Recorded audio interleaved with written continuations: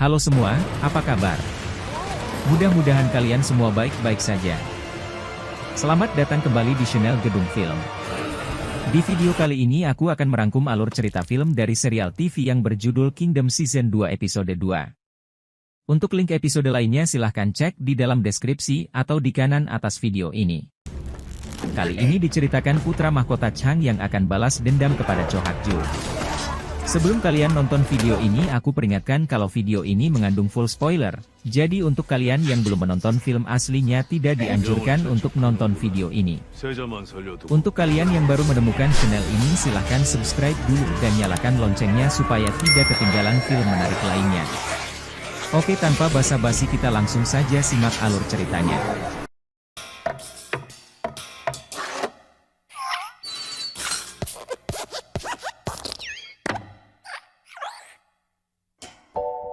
Episode 2 dimulai dari camp pasukan kelima Mung Yeong Saijai. Terlihat Xiao Bei beristirahat di dalam tenda sambil memikirkan tentang tanaman pembangkit. Tiba-tiba ada bayangan orang berjalan di luar tenda dan dia mengikutinya. Terlihat beberapa prajurit membawa peti. Di saat yang bersamaan putra mahkota dan beberapa pengikutnya sudah sampai di benteng Mung Yeong Saijai. Mereka menggunakan tali untuk memanjat dinding benteng, kemudian mereka pun menyelinap ke tenda-tenda pasukan Cho Hak-ju. Xiao Bei terlihat menyelinap masuk ke dalam ruangan di mana prajurit itu membawa peti. Yongsin memeriksa setiap tenda namun tenda itu kosong. Dia pun melapor kepada Hyeon bahwa ada yang aneh karena pasukan di sana hanya sedikit. Terlihat putra mahkota sedang menuju ke sebuah ruangan. Kembali kepada Xiao Bei, dia mengikuti pasukan yang membawa peti tadi dan dia menemukan rantai penuh darah di sebuah ruangan. Di saat yang sama pangeran sudah masuk ke dalam sebuah ruangan dan tiba-tiba pintu ditutup dari luar. Lalu muncullah zombie paduka raja. Di luar sudah banyak sekali pasukan Cho Hak-ju. Di sana juga terlihat Ahyeon dan teman-teman berusaha menyusul putra mahkota, namun tiba-tiba mereka dikepung oleh pasukan bersenjata. Xiao Bei pun mendengar suara pengepungan itu dan langsung pergi keluar untuk melihatnya. Ahyeon terus menuju ke ruangan di mana putra mahkota berada namun dia dihadang oleh Cho Hak-ju. Mereka pun berdebat dan Cho Hak-ju berkata bahwa paduka raja sudah berada di sini untuk menghukum pengkhianat. Cho Hak-ju juga mempertanyakan kenapa Ahyeon malah membela seorang pemberontak. Di dalam ruangan itu zombie paduka raja berusaha menggigit putra mahkota dan putra mahkota berusaha menahannya. Putra mahkota mencoba menyadarkan paduka raja. Lalu saat zombie paduka raja mendekati putra mahkota, dia malah melihat sosok asli paduka raja yang masih hidup dan dia seperti mengingat masa lalunya bersama paduka raja yang masih hidup dan memberikan sebuah nasihat. Saat itu beliau berkata bahwa putra mahkota adalah anak satu-satunya dan orang yang terpenting baginya, maka putra mahkota harus bertahan hidup serta tunjukkan arti raja yang sesungguhnya. Di luar ruangan semua pengikut putra mahkota sudah tertangkap oleh pasukan Cho Hak-ju kecuali Ahyeon yang sedang berhadapan dengan Cho Hak-ju. Ahyeon mengatakan di depan semua orang bahwa sebenarnya paduka raja sudah meninggal, tapi karena keserakahan Cho Hak-ju akan kekuasaan maka Cho Hak-ju membangkitkan paduka raja dan membuatnya menjadi monster yang haus akan daging manusia.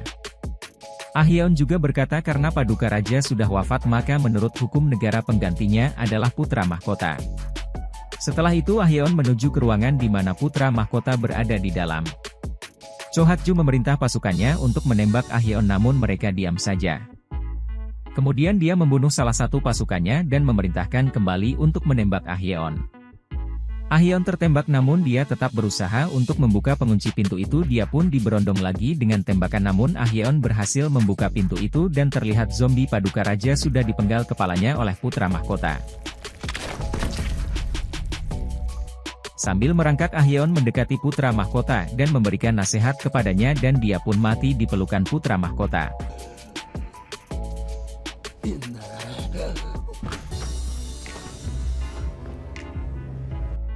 Cho Hak-ju datang dan pura-pura menangisi kematian paduka raja. Dia pun membungkus kepala raja lalu dibawa keluar dan memerintahkan kepada pasukannya untuk menangkap putra mahkota dan para pengikutnya.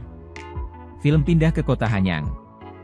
Di sana terlihat divisi komandan kerajaan akan menyelidiki rumah pribadi paduka ratu. Hal itu dikarenakan mereka menemukan jejak darah dari mayat wanita sepanjang jalan dekat sungai. Hingga dia berkeyakinan bahwa wanita itu kabur dari Naeseonjae dan masih banyak lagi orang yang berada di sana. Film beralih ke Istana Ratu. Di sana Kepala Dayang melapor pada Ratu bahwa divisi komandan kerajaan akan menyelidiki Naeseonjae. Kemudian terlihat orang-orang di sana pergi meninggalkan kediaman itu dan mereka terlihat terburu-buru.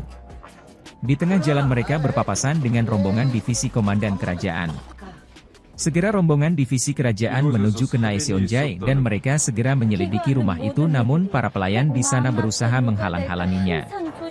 Ketua divisi tidak memperdulikannya, dia memeriksa setiap ruangan yang ada di sana tak terkecuali pavilion, untuk tamu pun diperiksa.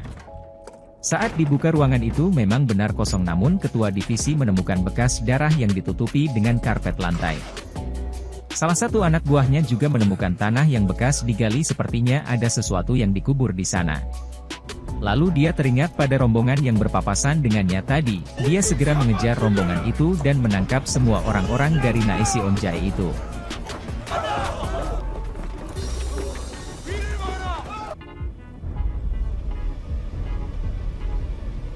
Kemudian dia melaporkan pada Perdana Menteri bahwa mereka menemukan 7 wanita hamil dan mayat bayi-bayi baru lahir. Bayi-bayi itu seperti mati namun tak ada tanda kekerasan pada bayi laki-laki. Mereka merasa ada keanehan di sana, kenapa semua bayi perempuan dibunuh sedangkan bayi laki-laki tidak.